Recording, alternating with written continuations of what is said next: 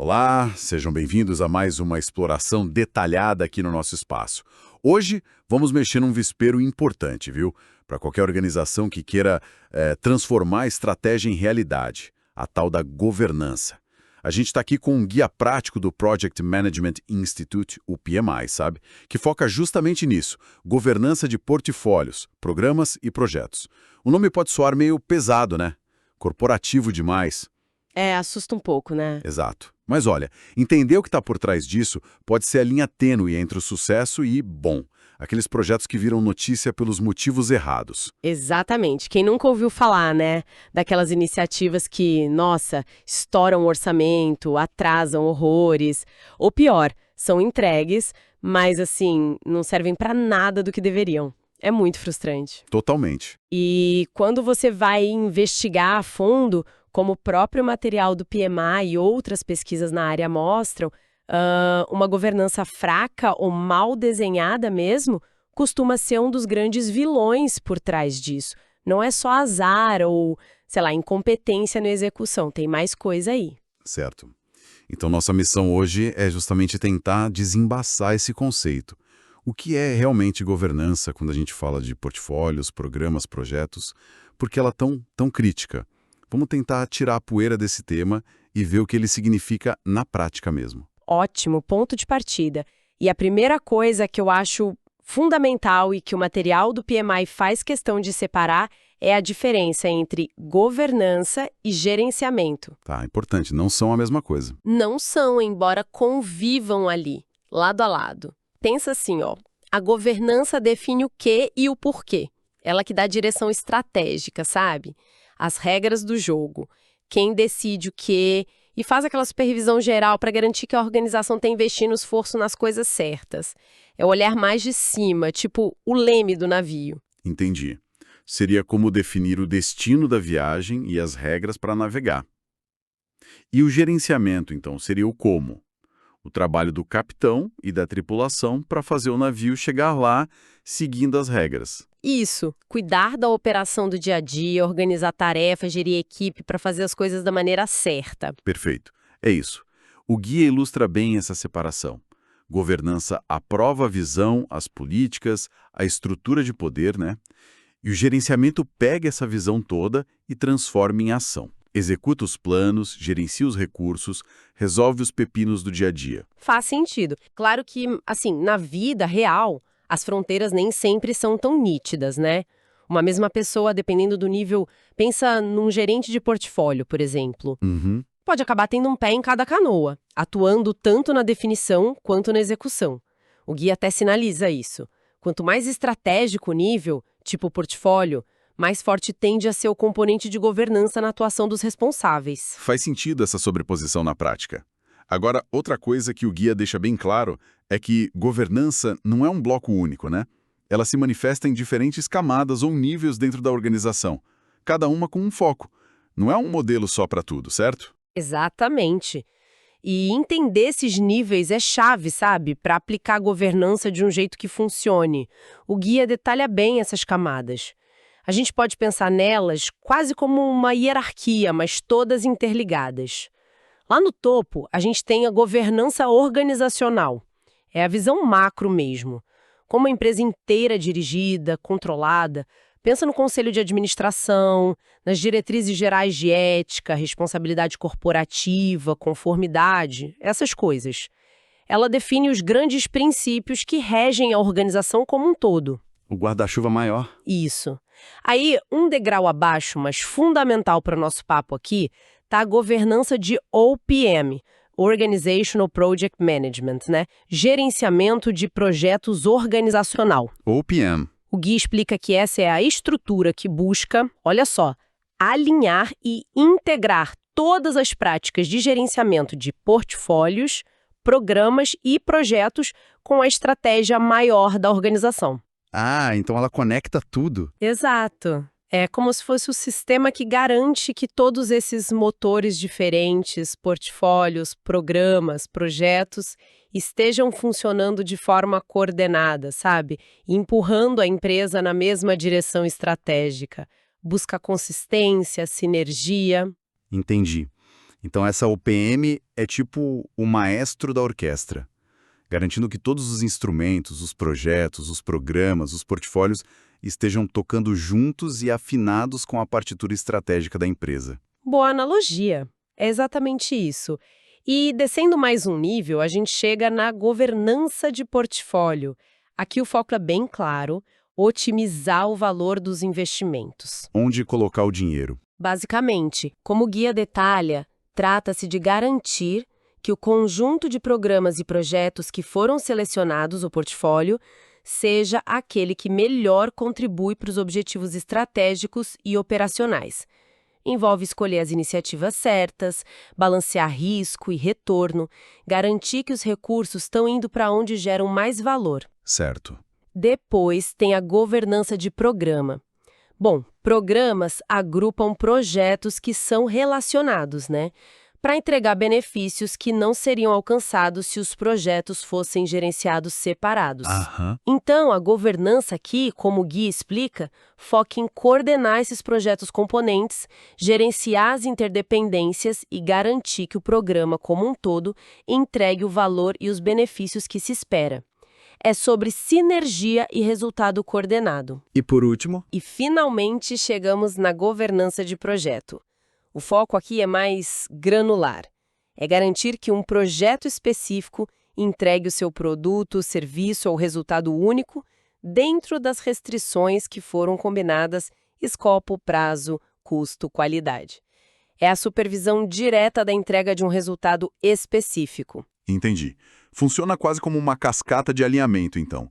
Cada nível tem sua responsabilidade, a empresa toda, a integração das práticas, a escolha dos investimentos certos, a coordenação para benefícios maiores e, lá na ponta, a entrega dos resultados específicos. Exatamente. Mas o objetivo final de todos é o mesmo: garantir que o trabalho feito lá na ponta esteja realmente conectado e contribuindo para a estratégia lá do topo. E imagino que o problema acontece se houver desalinhamento entre esses níveis, né? Tipo, a governança de projeto focada em entregar algo que, sei lá, a governança de portfólio já não vê mais como estratégico. Exatamente, esse é um ponto crucial. A falta de comunicação e alinhamento vertical entre esses níveis de governança é uma fonte bem comum de problemas. E para essa engrenagem toda funcionar bem, em todos os níveis, o guia propõe um framework, uma espécie de kit de ferramentas, sabe? Com elementos essenciais. Pilares, talvez? Isso. Podemos pensar neles como os pilares que sustentam toda essa estrutura de governança. O primeiro são os órgãos de governança, os tais governing bodies, basicamente, quem tem a caneta na mão, quem toma as decisões-chave em cada nível. Quem manda? Podem ser comitês formais, permanentes, tipo um comitê de investimentos para o portfólio, ou grupos temporários, como um comitê de direção para um programa específico. O formato varia muito, mas a função é clara: dar orientação, supervisão e tomar as decisões críticas. Ok. E o segundo? O segundo pilar é a clareza de papéis e responsabilidades. Isso é, absolutamente crucial. Quem é responsável por fazer o quê? Quem precisa aprovar? Quem eu só consulto antes de decidir? E quem só precisa ser informado depois? Se não tiver isso claro... Vira uma confusão. Decisões erradas ou ninguém decide nada, fica tudo lento. O guia até sugere usar ferramentas tipo matriz RACE para mapear isso direitinho. E dentro desses papéis tem um que o guia e várias pesquisas também destacam como vital para o sucesso: o sponsor, o patrocinador. Ah, o famoso sponsor. A gente ouve muito falar da importância dele. Mas por que ele é tão central assim nesse contexto de governança? Porque o sponsor é a ponte principal, sabe? Entre a iniciativa, seja ela um projeto, programa, até portfólio, e a estratégia da organização. Ele não é só quem paga a conta. Ele tem que defender a iniciativa, remover as barreiras, garantir os recursos e, talvez o mais importante, tomar ou pelo menos facilitar aquelas decisões estratégicas que estão acima da alçada do gerente. Entendi. Um sponsor ausente ou pouco engajado, como o guia e a prática mostram, frequentemente leva a projetos que perdem o rumo, sabe? Ficam paralisados por indecisão ou não conseguem o apoio que precisam. Ele é o representante da governança dentro da iniciativa. Faz todo sentido. E os outros pilares? O terceiro pilar são os domínios da governança. São as grandes áreas de foco onde a governança precisa atuar. O guia agrupa em 4 principais. Primeiro, alinhamento estratégico, para garantir que as iniciativas continuem relevantes, contribuindo para os objetivos, né? Mantendo o rumo. Isso. Depois, gestão de riscos, olhando não só ameaça, mas oportunidade também. Terceiro, gestão de desempenho, para medir se a gente está no caminho certo e entregando o valor esperado. E por último, gestão de comunicações e stakeholders, para manter todo mundo informado e engajado. Comunicação é chave sempre, né? Fundamental. E, finalmente, o quarto pilar são as funções da governança. São as ações concretas que esses órgãos e papéis de governança realizam dentro daqueles domínios que eu falei. O guia descreve como supervisão, oversight, que é dar direção, liderança, orientação. Acompanhar de perto. Exato. Depois, controle, que envolve monitorar o progresso, medir resultado, fazer relatório. Integração, que é garantir o alinhamento entre os diferentes componentes, projetos dentro de um programa, programas dentro de um portfólio. E, claro, a tomada de decisão, que define como as decisões são feitas, por quem e com que autoridade. Uau! Coloca-me tudo junto, os níveis, os órgãos, os papéis claros, com o sponsor ali brilhando, os domínios de foco e as funções. Parece um sistema bem robusto mesmo. É quase como criar um sistema nervoso central para a execução da estratégia, né? Garantindo que os sinais certos cheguem aos lugares certos, que as decisões sejam tomadas de forma consciente e que tudo se mova de forma coordenada na direção que a empresa quer. Mas aí vem a parte que você mencionou que é super crítica e que o guia bate bastante na tecla. Não adianta pegar esse framework todo bonitinho e tentar aplicar igualzinho em todo lugar, certo? A ideia do tamanho único não funciona aqui, né? De jeito nenhum. Esse é talvez um dos alertas mais importantes do guia. Tentar impor uma estrutura de governança super complexa, burocrática, cheia de comitê e processo para um projeto pequeno e simples, por exemplo, seria um desastre. E a mais atrapalhar que ajudar. Com certeza. E da mesma forma, uma governança muito frouxa, muito solta, para um programa multimilionário e de altíssimo risco seria igualmente perigoso. A palavra-chave aqui é adaptação, ou tailoring, como eles falam em inglês. Adaptar. Mas adaptar com base em quê? Quais são os fatores que deveriam guiar essa adaptação da governança? Porque senão, adaptar pode virar desculpa para fazer de qualquer jeito, não acha? Boa pergunta. Não pode ser aleatório, claro. O guia aponta fatores bem concretos que precisam ser considerados nessa adaptação. Primeiro, a cultura organizacional. Como a empresa funciona na prática. Isso. Como as decisões são tomadas de verdade? Qual o nível de formalidade que o pessoal aceita? Qual a tolerância a risco? Ignorar a cultura é receita para a governança ficar só no papel, sabe? Bonita, mas inútil. Entendi. Outro fator óbvio, tamanho, complexidade e risco da iniciativa, projetos ou programas maiores, mais complexos, com mais interdependência, maior impacto ou risco, vão exigir naturalmente uma governança mais estruturada, mais robusta. Isso é intuitivo, né? O guia até ilustra isso. Coisas menores, mais simples, pedem algo mais leve. Proporcional, né? Exato. Também a estrutura organizacional influencia. Uma empresa com estrutura funcional mais tradicional vai ter necessidades de governança diferentes de uma organização matricial ou projetizada. A governança tem que se encaixar na estrutura que existe ou, às vezes, até a estrutura pode precisar de ajuste. E, por fim, a capacidade e maturidade. A capacidade da organização e das pessoas de realmente executar os processos de governança também influencia. Não adianta desenhar um sistema super sofisticado se ninguém sabe como operar aquilo, se não tem ferramenta, se não tem gente preparada. Certo. Tem que ser realista. Tem que ser realista. E o guia faz um alerta muito sério sobre os perigos de errar mão nessa adaptação, sabe? Seria. Errar na dose. Bom, pouca governança leva a riscos descontrolados. Falta supervisão, as decisões podem ser tomadas sem alinhamento estratégico nenhum, os problemas só aparecem quando já é tarde demais. É o cenário do cada um por si, meio caótico. O caos. E, por outro lado, tem o perigo da muita governança, O excesso de regra, de comitê, de formulário, de aprovação, cria a temida burocracia. A burocracia. Isso não só consome um tempo e uma energia preciosos que podiam estar sendo usados para entregar valor de verdade, como também pode engessar a iniciativa, matar a agilidade, desmotivar as equipes. A governança acaba virando um fim em si mesma, sabe? Um obstáculo. A pesquisa que o guia menciona também aponta isso. Os custos e a lentidão gerados por estruturas de governança pesadas demais. Entendi. Então, o grande desafio é achar o ponto ótimo da Caixinhos Dourados, né? Nem muito quente, nem muito frio. O mínimo de estrutura e controle que a gente precisa para garantir o alinhamento, a gestão de risco, a decisão informada, mas sem criar um monstro burocrático que sufoque a capacidade da organização de agir e entregar valor rápido. É uma busca constante por esse equilíbrio. Meio delicado isso. Exatamente.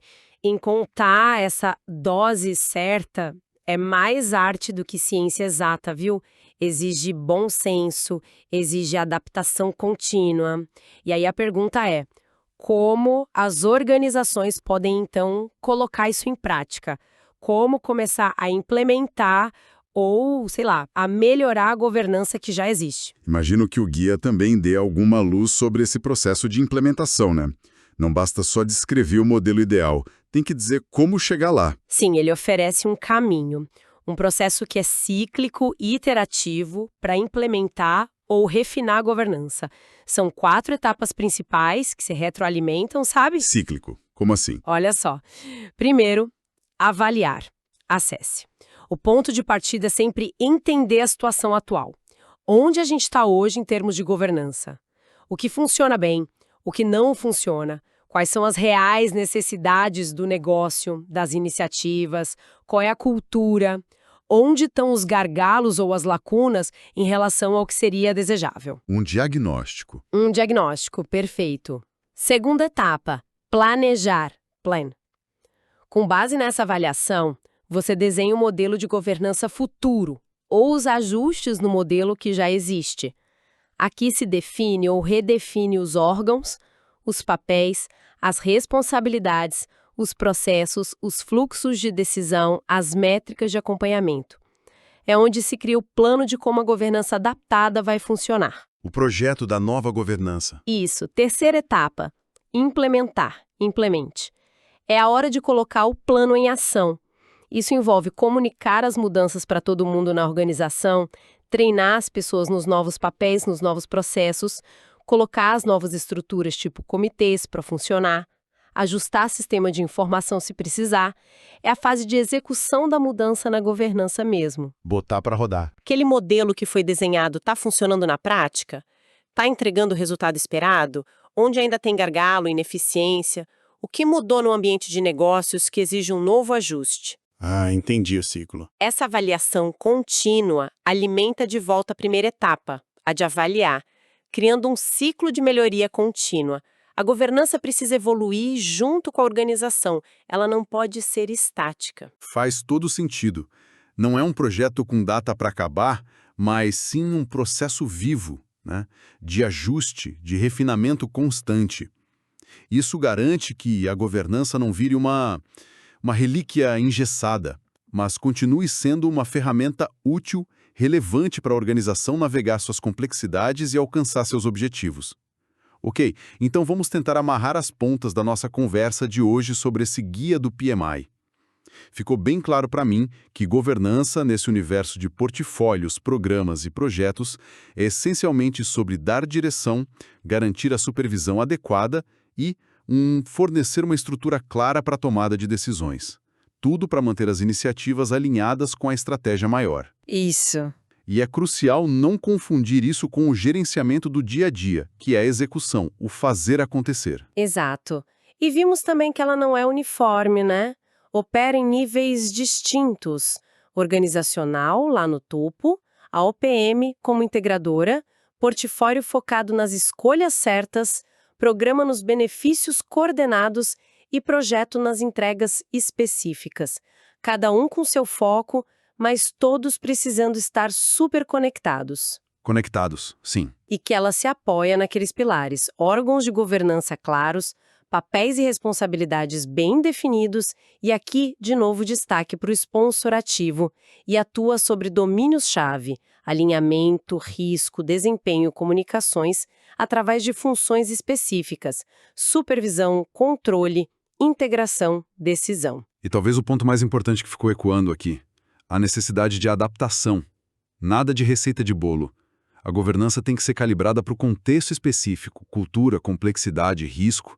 O excesso gera burocracia, lentidão. A falta gera caos, desalinhamento. Achar esse equilíbrio é a chave. É a chave. E exige um esforço contínuo de avaliação e melhoria. Não é set it and forget it. De jeito nenhum. O guia do PMI, sem dúvida, oferece um framework bem completo, bem detalhado, tem estruturas, processos, papéis, tudo bem pensado. Mas, como a gente ressaltou aqui, a teoria é uma coisa, a prática é outra, né? A aplicação eficaz no mundo real depende fundamentalmente do discernimento para adaptar esses conceitos à realidade única de cada organização e de um compromisso genuíno com a melhoria contínua. É menos sobre seguir regras cegamente e mais sobre entender os princípios e usar com inteligência. Boa reflexão.